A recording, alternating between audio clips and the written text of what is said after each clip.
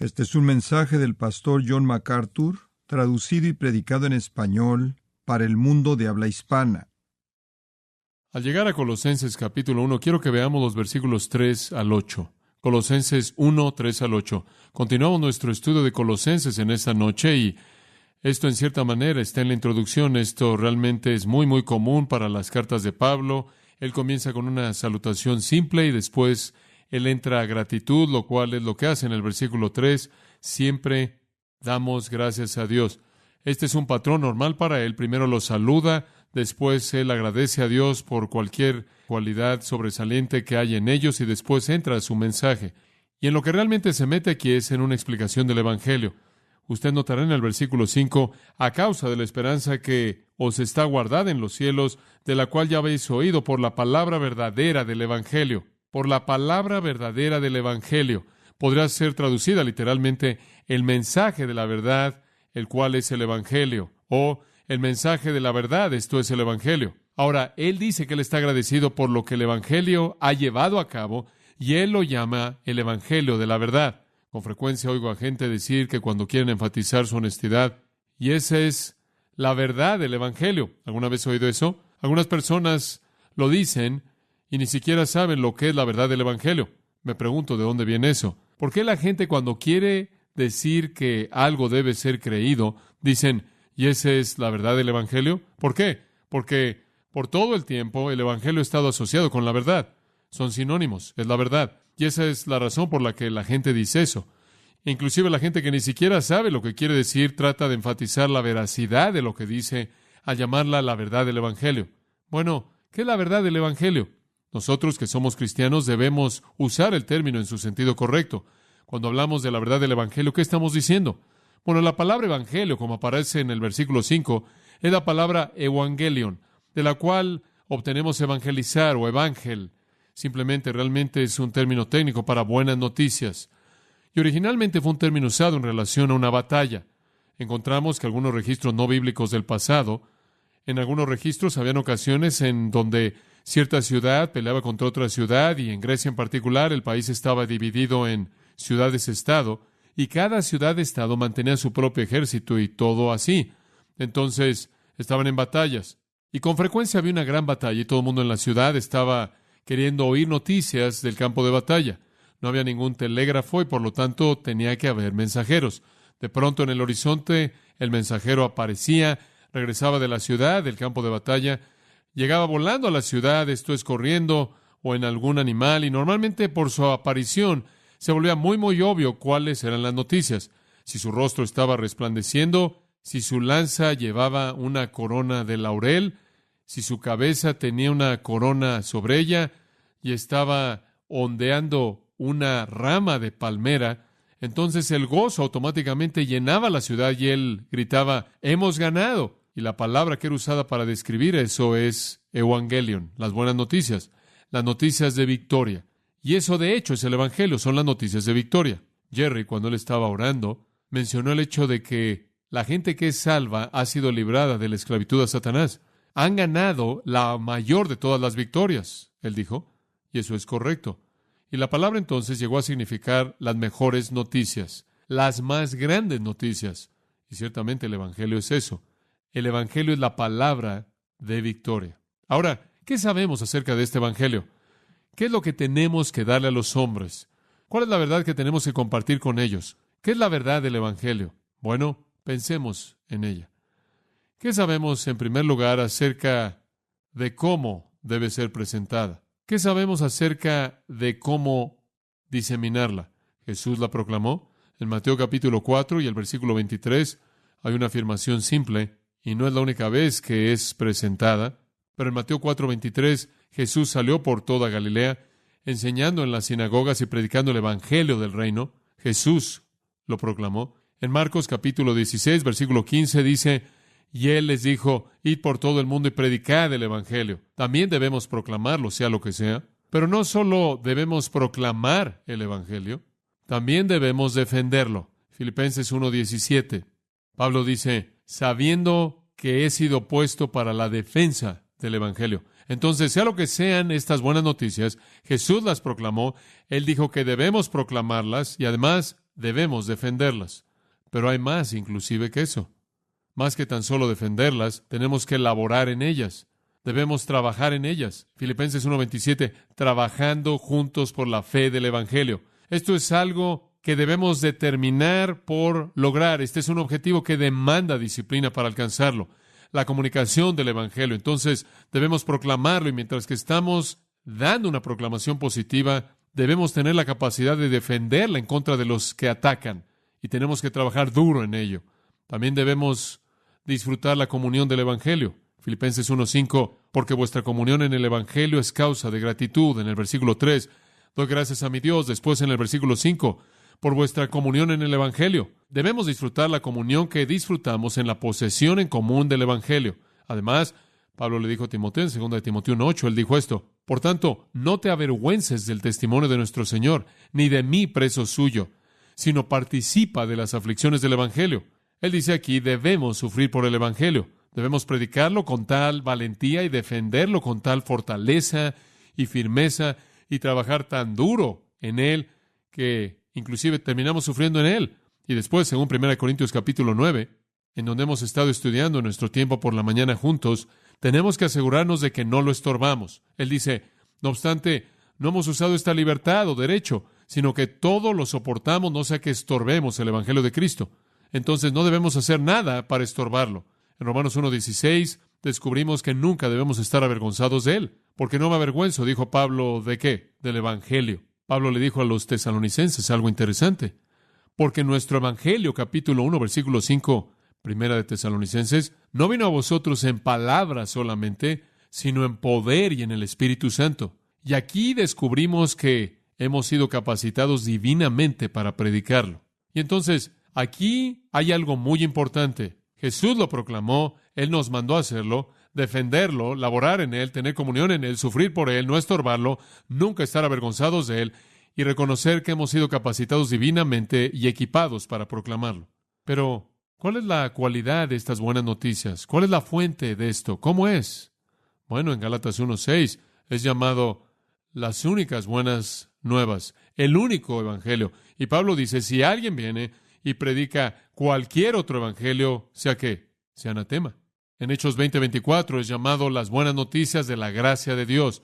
En Romanos 1:9 es llamado las buenas noticias de su Hijo.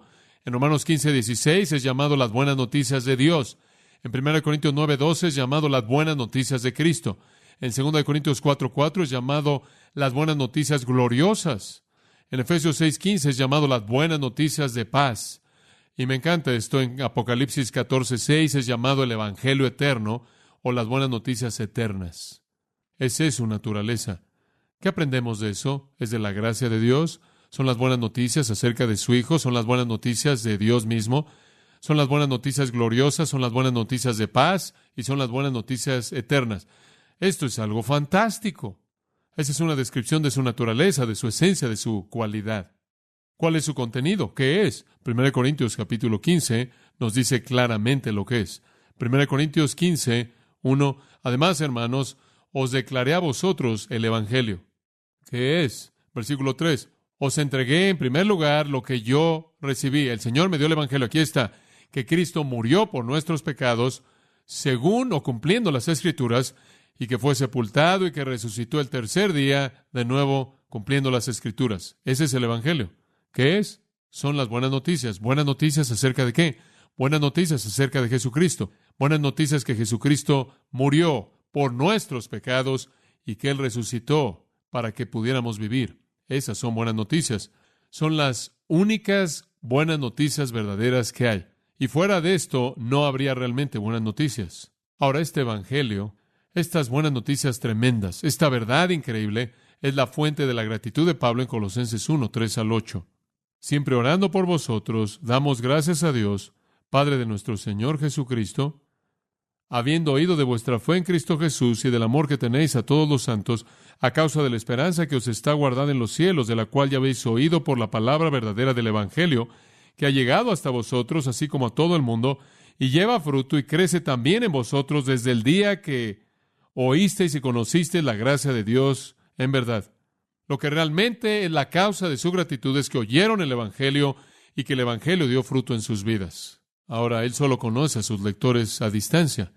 Él nunca los había conocido personalmente, aparentemente, pero él no tiene duda alguna de su posición espiritual. Esto le ha sido reportado por parte de Epafras, versículo 7. Como lo habéis aprendido de Epafras, nuestro consiervo amado, es el mismo que ha venido a Pablo para reportarle cómo lo habían recibido. Epafras le ha contado a Pablo de la fe de ellos. Las noticias de su vida nueva en Cristo habían sido traídas por este hombre que fundó la iglesia en Colosas, y él estaba contando a él de su respuesta tremenda ante las oberturas de la gracia divina, y esto estimuló a Pablo en el deseo de decir gracias.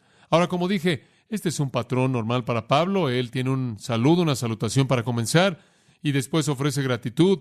La única carta en donde él viola ese principio es Gálatas, y él está tan molesto y tan furioso cuando escribe que él hace a un lado cualquier nota de amabilidad en gratitud y simplemente entra a la reprensión. Pero en el resto de las epístolas que Pablo escribió, incluye gratitud por algo. Él siempre podía encontrar algo por qué agradecer. Y el reporte de los cristianos colosenses fue maravilloso.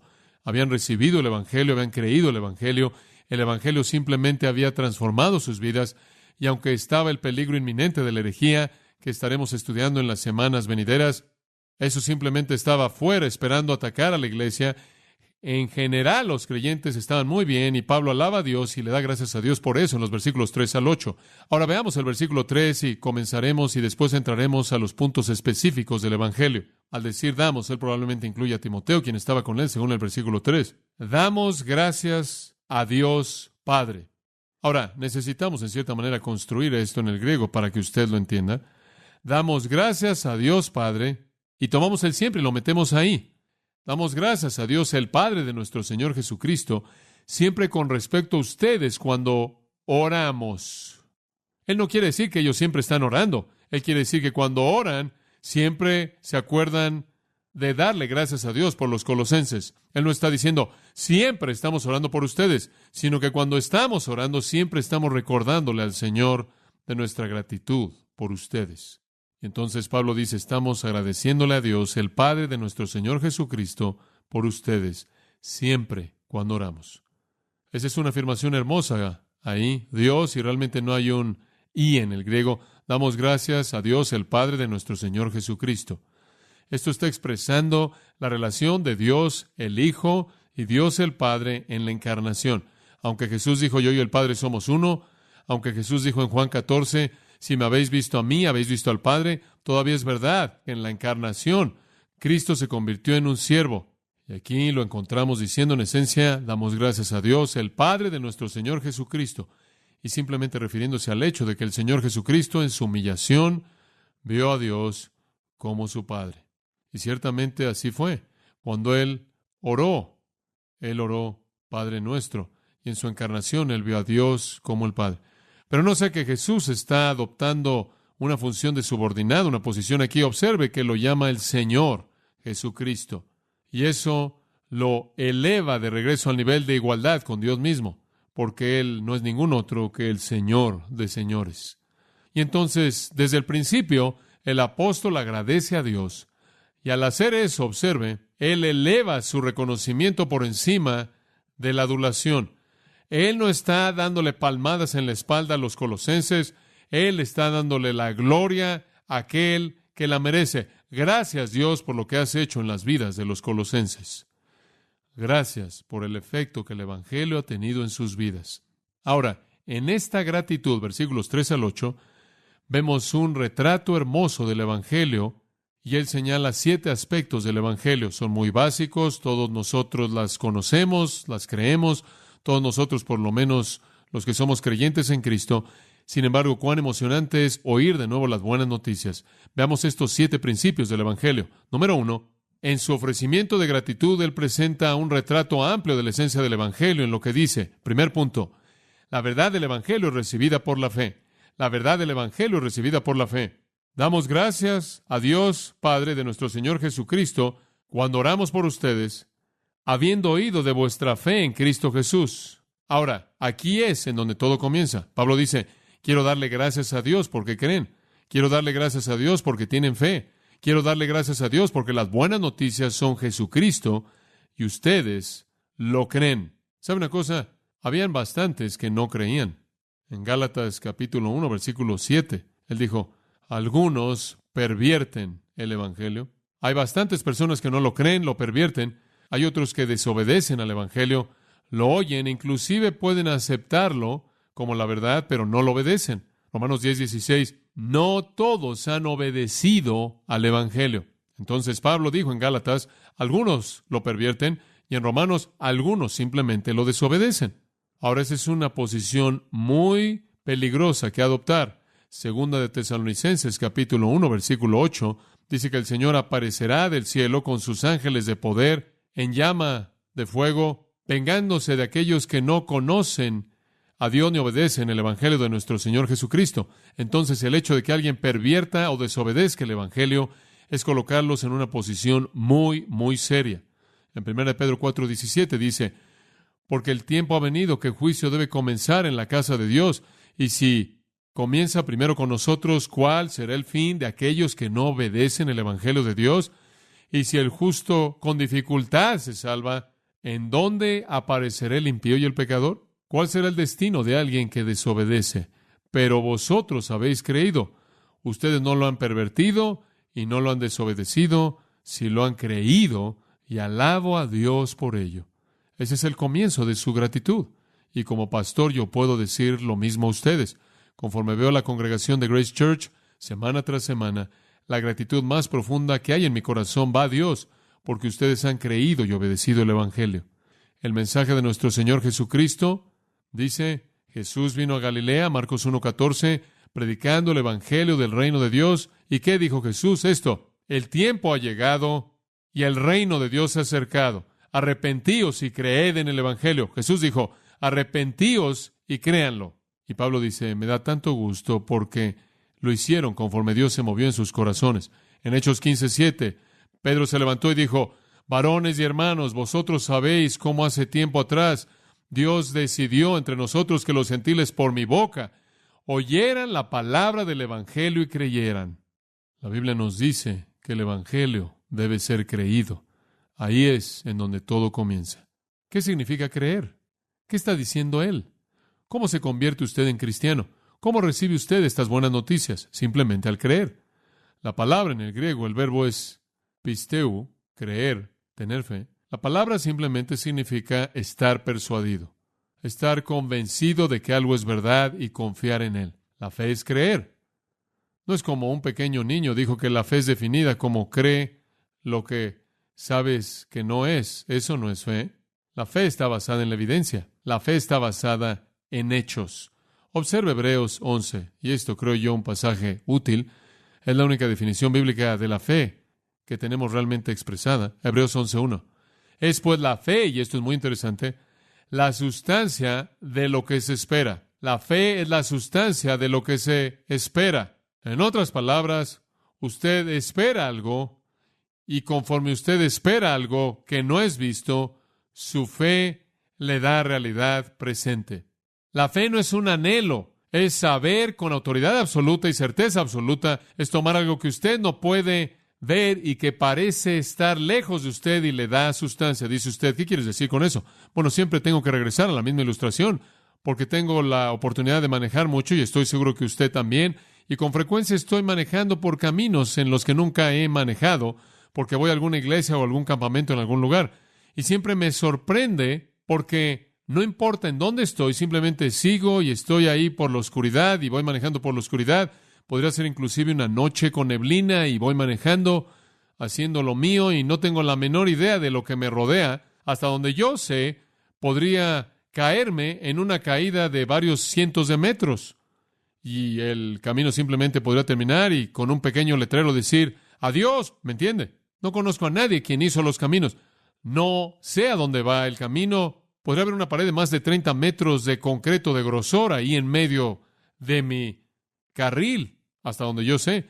Tantas veces cuando estoy manejando por las autopistas, usted ve esos puentes que simplemente suben y se detienen. Pienso en esos. ¿Sabe una cosa? Digo, alguien coloca la pequeña cosa ahí en el lugar equivocado y ahí nos vamos todos. Usted maneja y pasa por puentes asumiendo que no va a haber ahí un espacio de más de 10 metros. Bueno, lo que está usted haciendo es que no puede ver algo. pero su confianza es que lo que usted no puede ver va a estar bien, y eso le da a usted una sustancia en el presente, aun cuando usted no lo puede ver. Dice usted, bueno, conozco suficiente acerca de la gente que construye las autopistas, esto, usted sabe aquello. Nadie va a hacer eso. O usted va a un restaurante en el que usted nunca ha comido. ¿Puede creer en lo que hacemos? Vamos a lugares en donde nunca hemos comido y simplemente nos comemos todo eso. No sabemos quién lo hizo. En la mayoría de los casos no estamos muy seguros de lo que es. Lo cubren, pero usted se lo come. ¿Por qué? Porque tiene fe. ¿Fe en qué? No sé, pero usted tiene fe en algo no visto y le da a usted una realidad presente a la que se puede aferrar. Dice usted, bueno, hay alguien que está revisando esos restaurantes, ¿no es cierto? Ahora, cuando usted viaja al extranjero, usted no tiene esa fe porque no hay evidencia. Y usted ha tenido la experiencia para probar ese hecho mismo. Evidencia. Elencos, en griego, significa convicción. La fe es convicción acerca de algo que usted no puede ver en base a algo que usted cree o conoce. La fe hace real una verdad invisible y compromete una vida a ello.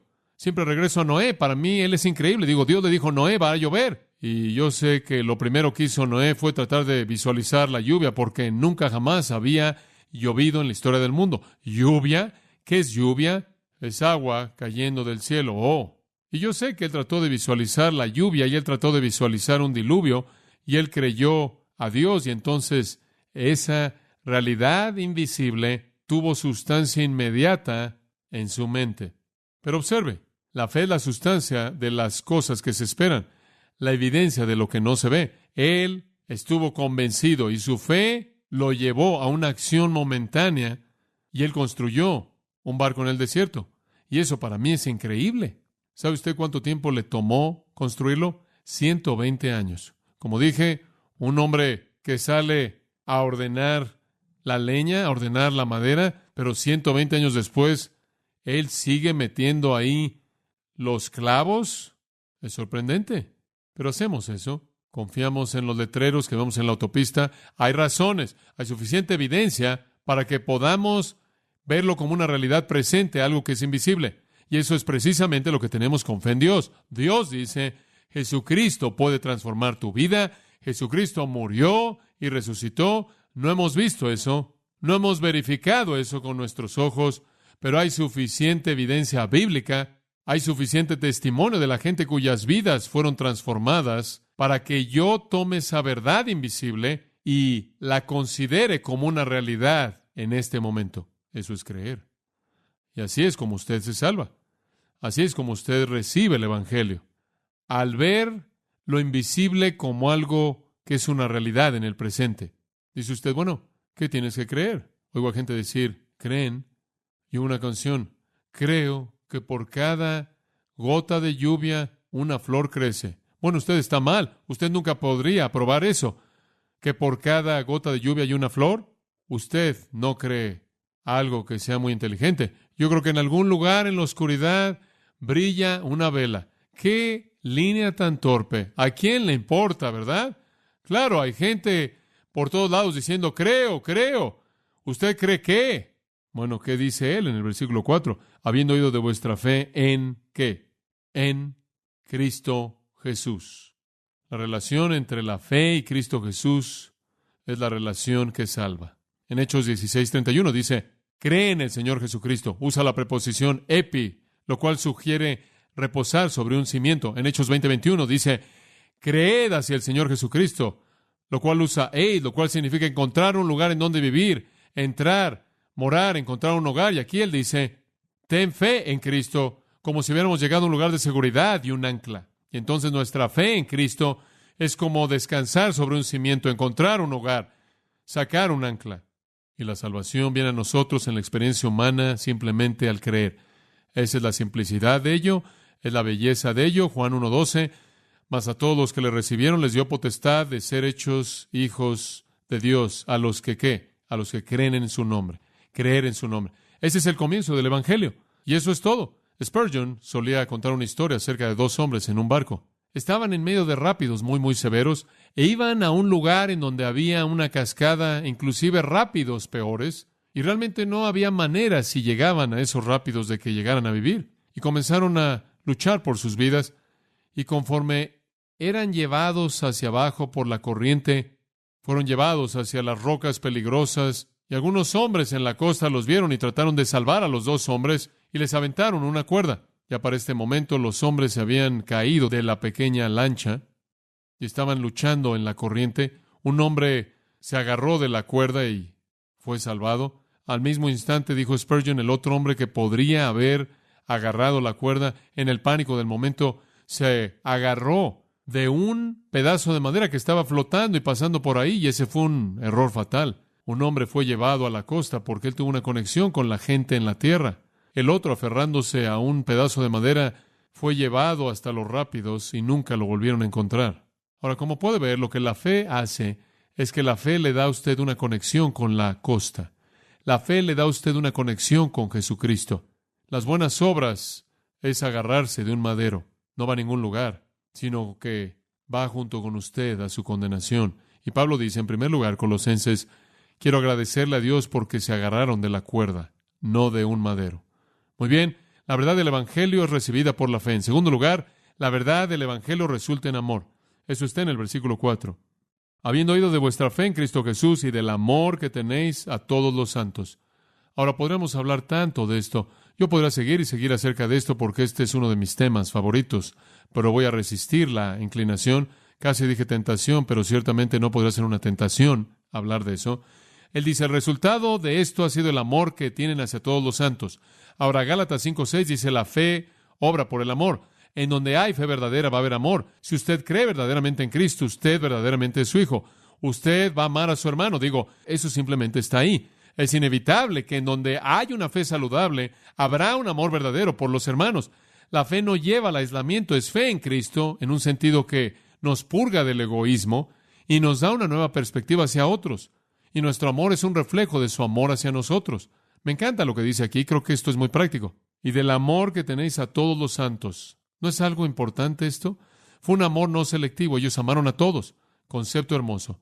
Filipenses capítulo 2, versículo 2. Cumplid mi gozo, siendo del mismo parecer, teniendo el mismo amor. Ahora, lo que él quiere decir con eso es amando a todo mundo por igual. Amando a todo mundo por igual. Sí, la verdad del Evangelio resultará en amor. Escuche esto. El mismo imán, quien es Jesucristo, atrae a todos los pecadores a sí mismo y está también en el proceso de atraer a todos los pecadores entre sí. Eso es básico. Observe el versículo 8. Él dice básicamente la misma verdad, hablando de Epafras, quien también os ha declarado vuestro amor en el Espíritu. Una de las características de un cristiano es amor hacia su hermano. Un nuevo mandato os doy, dijo Jesús, que os améis unos a otros. Y más adelante él dijo, les voy a dar una capacidad que va con el mandamiento, Romanos 5:5. El amor de Dios será derramado, ¿en dónde? En vuestro corazón. Entonces hubo un nuevo mandamiento y hubo una nueva capacidad por cumplir ese mandamiento. En 1 Pedro 1, él habla de la capacidad de amar fervientemente. Estas son buenas noticias. Son buenas noticias saber que podemos amarnos unos a otros, porque eso es algo que el mundo realmente no entiende. Entonces hay dos lados cruciales en la vida cristiana. Uno es fe, el otro es amor. ¿Qué está diciendo eso? Uno es doctrina sana, el otro es amor experimental. Somos salvos por la fe, somos salvos para amar. Y el amor hacia otro simplemente significa el acto de servicio sacrificial personal hacia otro. Yo los amo al más alto nivel, como les he compartido tantas veces, cuando me sacrifico a mí mismo para satisfacer la necesidad de ustedes. Cuando yo soy diligente en hacer a un lado las cosas que yo podría escoger por estudiar lo más duro que puedo para enseñarles las cosas que pueden cambiar su vida.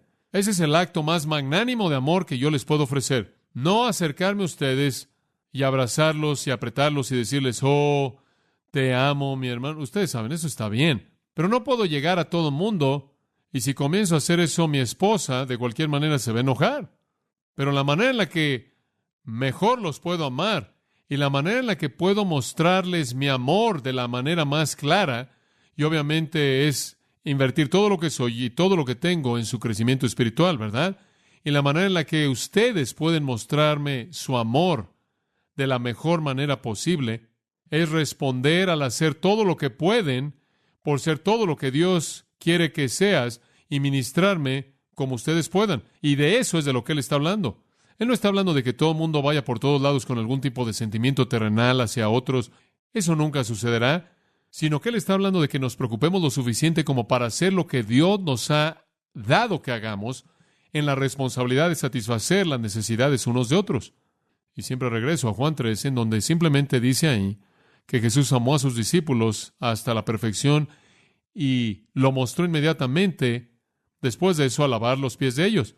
Y eso es precisamente lo que Él dijo en el 13:34, en donde dijo: no un nuevo mandamiento les doy, sino que os améis unos a otros como yo os he amado. ¿Cómo los acababa de amar? A lavarles los pies. Dios no quiere que usted se sienta sentimental. Él quiere que usted ministre a otros. A Dios no le preocupa la actitud con respecto a decir, bueno, amo a tal y me veo tan atraído a ellos y los sirvo. Él está más preocupado. ¿Por qué es que usted no está sirviendo a alguien más, quien tiene una necesidad inclusive mayor que usted, aunque usted no tiene ningún apego emocional?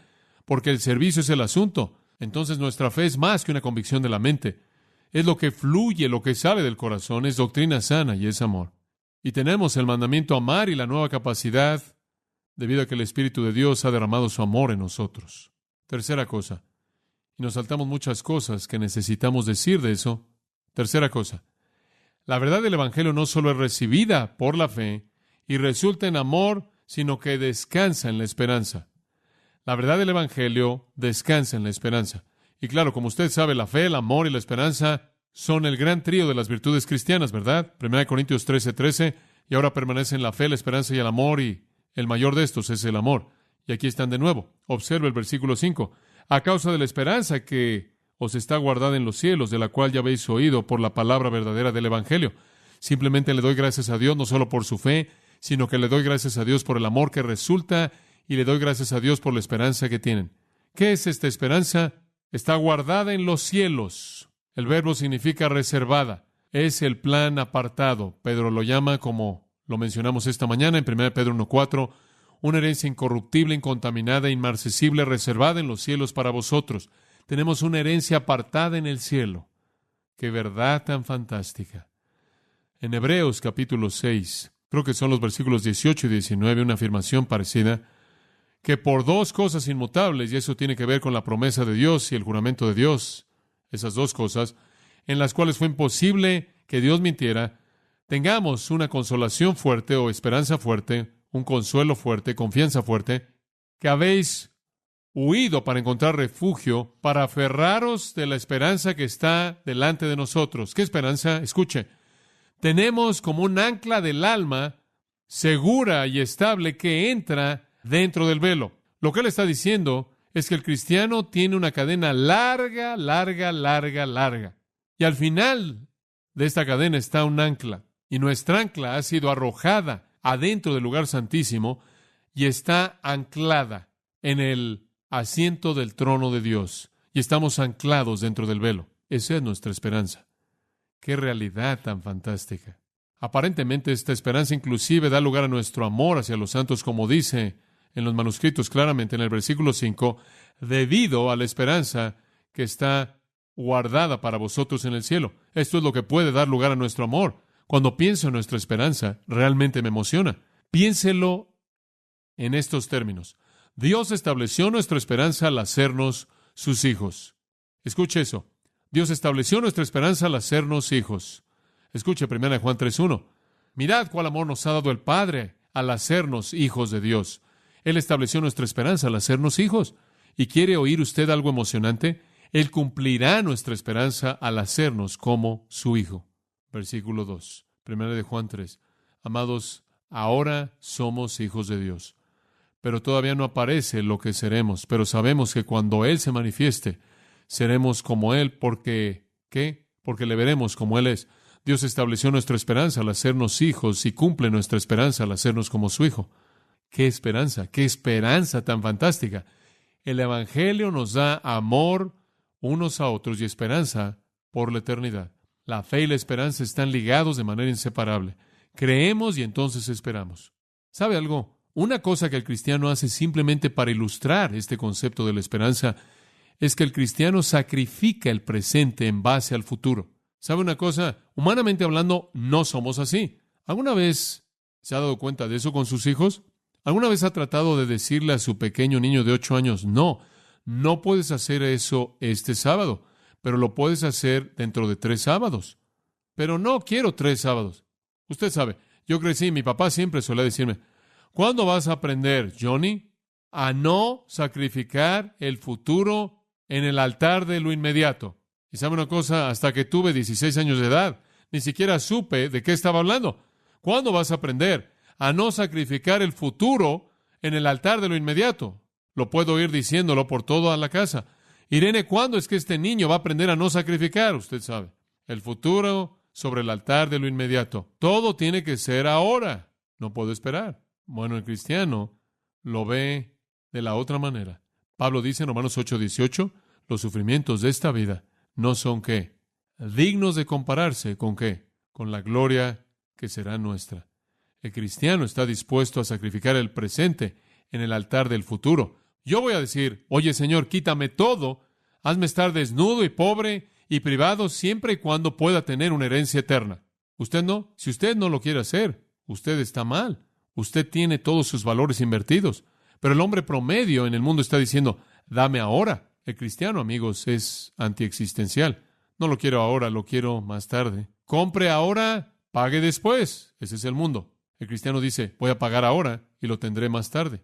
Eso es anormal, dice usted. ¿Qué trae eso? Esperanza, una confianza increíble, nacida de la fe, de que hay algo en el futuro que es mucho mejor que cualquier cosa en el presente. Permítame darle una ilustración. Moisés, por fe, Hebreos 11:24, Moisés, por fe Moisés, cuando había crecido, se rehusó a ser llamado hijo de la hija de Faraón. Escuche, ser el hijo de la hija de Faraón era algo serio.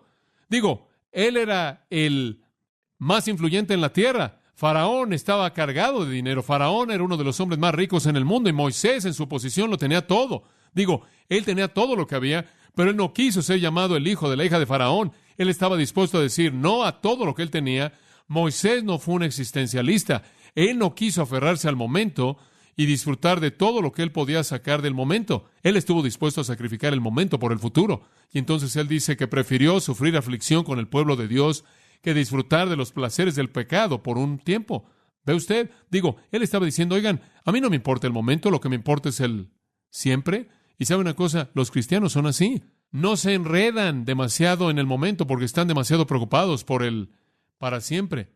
Vea la manera en la que servimos al Señor. Servimos al Señor haciendo sacrificios aquí para hacernos tesoros en el cielo, ¿verdad? Servimos al Señor aquí, haciendo a un lado nuestras prerrogativas y obedeciendo su voluntad y disciplinándonos como Pablo para ganar una corona incorruptible que podamos colocar a sus pies en la eternidad. Pensamos en la eternidad, somos ciudadanos de otro mundo y nuestro tesoro está siendo colocado ahí. Dice, Moisés no quiso lo que era el ahora, Moisés quiso lo que era el futuro y estuvo dispuesto a pagar un precio terrible. ¿Y usted se acuerda lo que él hizo?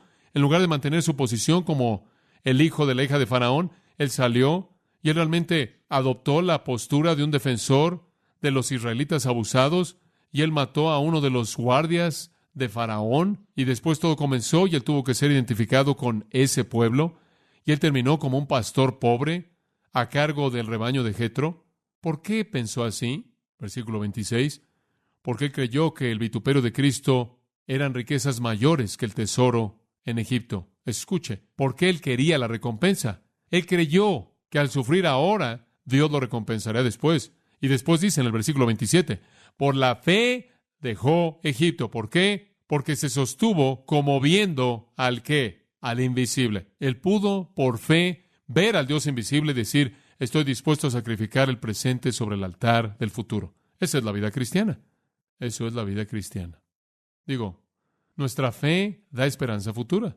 Él se sostuvo como viendo al invisible. Realidad fantástica. Aquí estamos como cristianos y la gente dice, hombre, ustedes cristianos realmente son algo raro. Ustedes de lo único que hablan es el cielo. Sí, yo soy como Pablo, quien le dijo a Tito, yo solo tengo una cosa en mente, esperando esa esperanza bienaventurada, ¿verdad? La aparición gloriosa del gran Dios y nuestro Salvador Jesucristo. Eso es lo que estoy esperando. Y mi esperanza, en base a mi fe, se aferra a un acontecimiento invisible en el momento y puedo vivir a la luz de él. Entonces, de regreso a Colosenses, en cierta manera me alejé. Lo que él dice es, agradezco a Dios por su fe, le doy gracias a Dios por su amor, agradezco a Dios por la esperanza que está guardada para ustedes en el cielo, que oísteis antes cuando el Evangelio vino a ustedes. El Evangelio nos da fe, amor, esperanza, todas esas cosas tremendas. Y mi esperanza es esta. Aquí está. Se los voy a dar resumido. Mi esperanza es esta, que es mejor hacer que mi vida dependa de la verdad de Dios y creer en ella, que hacer que mi vida dependa de lo que puedo ver. Esa es mi esperanza. Eso es porque tengo evidencia que me convence. Eso es verdad. Una cuarta. La verdad del Evangelio recibida por fe resulta en amor, descansa en esperanza. Cuarta. La verdad del Evangelio alcanza al mundo. Versículo 6. Esto es grandioso. Que ha llegado hasta vosotros, así como a todo el mundo. La verdad del Evangelio alcanza al mundo. ¿Sabe una cosa? Esta es una súper afirmación. Tiene implicaciones tan grandes en Colosenses que usted simplemente puede pasarlas por alto y no entenderlas. Es tan vaga, pero escuche esto. Él está diciendo el Evangelio no es simplemente una religión de misterio más del Imperio Romano. El Evangelio no es nada más una secta local más, porque los colosenses estaban siendo bombardeados por estas sectas locales, estas formas de la religión de misterio que explicamos la última vez. Y él está diciendo, oigan, el Evangelio es para el mundo. Es igual a donde quiera que va. No es meramente añadirle a las sectas de las ciudades de Asia Menor. Son las verdaderas buenas noticias y son las verdaderas buenas noticias para el mundo entero. Romanos 1:8. Primero Pablo dice a los romanos, doy gracias a Dios mediante Jesucristo por todos vosotros, de que vuestra fe se habla en todo el mundo. Y después en el versículo 16 él dice esto, y es el evangelio de salvación a todo el que cree, a todo el que cree, a todo el que cree, al judío primeramente y también al gentil. En Romanos capítulo 10, acerca de este mismo concepto del evangelio que va por todo el mundo, él dice, pero yo digo, ¿acaso no han oído? Sí, ciertamente. Su sonido fue por toda la tierra y sus palabras hasta el fin del mundo. Primera de Tesalonicenses, capítulo 1, versículo 8. Porque de vosotros salió la palabra del Señor, no solo en toda Macedonia y Acaya, sino en todo lugar. Vuestra fe hacia Dios se esparce. Se ha esparcido vuestra fe hacia Dios. En Juan, Jesús dijo, yo soy la luz del mundo. El que a mí viene no andará en tinieblas. El evangelio debe ir al mundo. Jesús en Juan 15, observa el 26. Cuando venga el Consolador a quien os enviaré del Padre, el Espíritu de verdad que procede del Padre, Él dará testimonio de mí, y vosotros también daréis testimonio. Ahora, aquí le dice a los discípulos, ustedes van a ser mis testigos. Y más adelante, como ustedes bien saben, Él dijo, y está registrado al final de Marcos y al final de Mateo, Él dijo, id por todo el mundo. El Evangelio no es una secta local, el Evangelio es para el mundo. Su difusión en el Imperio Romano solo fue un indicador de su espectro de intención mundial. Y me encanta lo que dice en Colosenses capítulo 1, versículo 6, por la manera en la que lo dice, que ha llegado hasta vosotros, así como a todo el mundo. Usted tiene dos cosas ahí.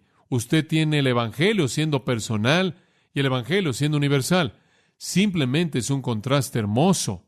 Ha llegado hasta vosotros. En otras palabras, el Evangelio es así de personal. Puede pertenecerle a usted. Sin embargo, es así de universal que se le puede contar a todo el mundo. Pienso en mi relación con Jesucristo de una manera muy personal. ¿Usted? Pienso en mi salvación como algo muy, muy personal. Simplemente yo y el Señor. Él me redimió. Pienso de Él como mi Salvador y no pienso, bueno, Señor, veamos, es martes, ¿me puedes dar una cita? ¿O te molesta si te interrumpo? Pienso en el Señor como alguien quien es totalmente mío. Sin embargo, al mismo tiempo, el Evangelio le pertenece al mundo. Las herejías, como usted puede ver, son étnicas. La verdad es católica, en el sentido verdadero de lo que significa católico, lo cual significa universal. Las herejías son étnicas, están localizadas, son culturales. La verdad va a toda velocidad más allá de la cultura y va más allá de las fronteras de países y se extiende al mundo. La verdad es verdad en su propia identidad. Escucha Apocalipsis 7:9, y aquí nos dice lo que va a pasar en la tribulación. Y aquí vi una gran multitud que ningún hombre podía contar. Ahora escuche, ¿de dónde vinieron? De toda nación y tribu y lengua, y estaban delante del trono del Cordero, vestidos con túnicas blancas y palmeras en sus manos, y clamaron con una voz fuerte, diciendo, la salvación pertenece a nuestro Dios que está sobre el trono y del Cordero. ¿Quién estaba ahí? Gente de toda nación y tribu y lengua y nación. ¡Cuán emocionante! Lo vemos sucediendo en la actualidad, conforme el Evangelio se esparce por todo el mundo. La gracia de Dios realmente se está extendiendo a todos los hombres. El Evangelio llama a todos los hombres en todo lugar ¿a qué? A arrepentirse. Y en Mateo capítulo 24, En algún momento antes de la venida de nuestro Señor Jesucristo, antes de que Él regrese, dice en el versículo 14, y el Evangelio del reino será predicado en todo el mundo como testimonio a todas las naciones, y entonces vendrá el fin. En algún momento durante el periodo de tribulación, el Evangelio va a alcanzar al mundo, los fines del mundo. Sí, el Evangelio es recibido por fe, resulta en amor, descansa en la esperanza y alcanza al mundo. Es un mensaje que podemos darle a cualquier persona en toda cultura, y la iglesia está constituida de gente de todo el mundo. En quinto lugar, la verdad del Evangelio reproduce fruto. Vea de nuevo el versículo 6. Y, dice él, lleva fruto y crece también en vosotros. Pero los mejores manuscritos que tenemos indican que debería decir, y lleva fruto y crece también en vosotros, desde el día que oísteis y conocisteis la gracia de Dios en verdad. Él dice, está dando fruto y creciendo. Esto realmente es el corazón del Evangelio, es algo viviente. La palabra de Dios es viva y eficaz, es productiva. La energía divina produce fruto. El Evangelio es como una energía interna que se esparce, como una semilla de mostaza convirtiéndose en un árbol. Está viva, y cuando cae en el corazón divinamente preparado, da fruto. No solo opera en el interior, no solo da fruto en el interior, sino que se esparce. Y esas son las dos ideas. La primera idea de dar fruto tiene un concepto interno. La segunda es algo que se esparce. El Evangelio llega a alguien y crece, y él comienza a madurar, y después se esparce, y la iglesia comienza a crecer. Entonces usted tiene la transformación interna espiritual, y usted tiene el crecimiento externo en la iglesia. Usted lo ve en el libro de Hechos, conforme la primera iglesia comienza a crecer, y usted ve que crecieron internamente, crecieron espiritualmente en sus corazones. Y a partir de ahí vino el crecimiento de la iglesia. Por ejemplo, en Hechos 9:31, las iglesias tenían reposo en Judea y en Galilea y en Samaria, y estaban siendo edificadas, y andaban en el temor del Señor, y en el consuelo del Espíritu Santo eran multiplicadas. Entonces usted tiene por dentro que hay fruto, y por fuera se esparcen. De nuevo, en el capítulo 12 de Hechos, creo que es el versículo 24, la palabra de Dios creció. En otras palabras, la palabra de Dios estaba produciendo en las vidas de la gente y se multiplicó. Y después se estaba esparciendo de tal manera que otros estaban siendo salvos. Esos dos conceptos son repetidos en muchos lugares en el libro de los Hechos, conforme vemos a la iglesia moviéndose y creciendo de maneras emocionantes. Primera de Tesalonicenses 1, 8 y 9, creo que es la misma idea. Dice, porque ha salido de vosotros la palabra del Señor, y vuestra fe salió por todos lados. Antes de eso, en el versículo 6, pero vosotros os convertisteis seguidores de nosotros y del Señor. Entonces, primero está ese crecimiento espiritual interno, y después sale el sonido. Y creo que estas dos cosas son el resultado del Evangelio, y creo que eso es lo que Pablo está diciendo. El Evangelio llega a una vida. Las buenas noticias no son meramente un sistema de ética, no es meramente un código de conducta, es un poder transformador, comienza a producir fruto en una vida y después comienza a esparcirse a muchas otras vidas. Nuevos convertidos. Realmente creo que él está hablando de convertidos aquí. Él dice, en vosotros desde el día que lo oísteis, ustedes han crecido espiritualmente y su iglesia ha crecido y se ha añadido gente. Entonces el Evangelio no solo es recibido por fe, resulta en amor, descansa en la esperanza, alcanza al mundo, reproduce fruto. En sexto lugar, y nos vamos a apurar en las últimas dos, la verdad del Evangelio está arraigada en la gracia. La verdad del Evangelio está arraigada en la gracia. Observe el final del versículo 6. Desde el día que oísteis y conocisteis la gracia de Dios en verdad.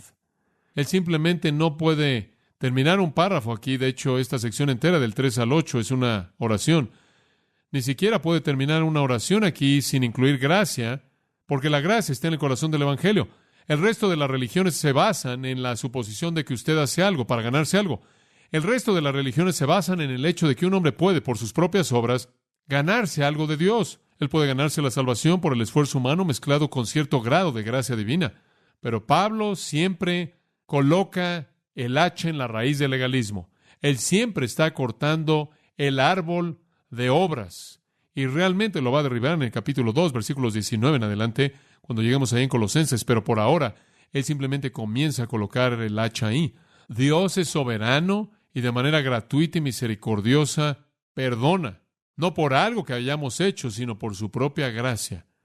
Y entonces lo llama la gracia de Dios en verdad. Gracia es simplemente Dios dándonos lo que no merecemos. En Hechos capítulo 11, simplemente un par de escrituras para aclarar esto. Versículo 18 dice, cuando oyeron esto, oyeron el reporte de Pedro acerca de Cornelio y los otros gentiles que fueron salvos, glorificaron a Dios diciendo, de manera que también Dios ha dado a los gentiles arrepentimiento para vida. Ellos reconocieron que el arrepentimiento para vida eterna fue un regalo de Dios y ellos dijeron, Dios ha dado esto a los gentiles. Es un regalo. Lidia en Hechos 16:14 dice, entonces una mujer llamada Lidia, vendedora de púrpura de la ciudad de Teatira, que adoraba a Dios, estaba oyendo, y el Señor abrió el corazón de ella. El Señor abrió el corazón de ella. La salvación es un acto de gracia por parte de Dios. En Hechos capítulo 26, versículo 17, el Señor le dijo a Pablo que él iba a ser un apóstol y un ministro. Él dice, librándote de tu pueblo y de los gentiles, a quienes ahora te envío, para que abras sus ojos, para que se conviertan de las tinieblas a la luz y de la potestad de Satanás a Dios, para que reciban por la fe que es en mí perdón de pecados y herencia. Dios dice, Pablo, tengo un trabajo que tienes que cumplir. Tengo algunas personas que redimir y tú eres el hombre que va a ser el agente humano. Dios no solo escogió a las personas, sino que Dios escogió al instrumento para alcanzar a las personas.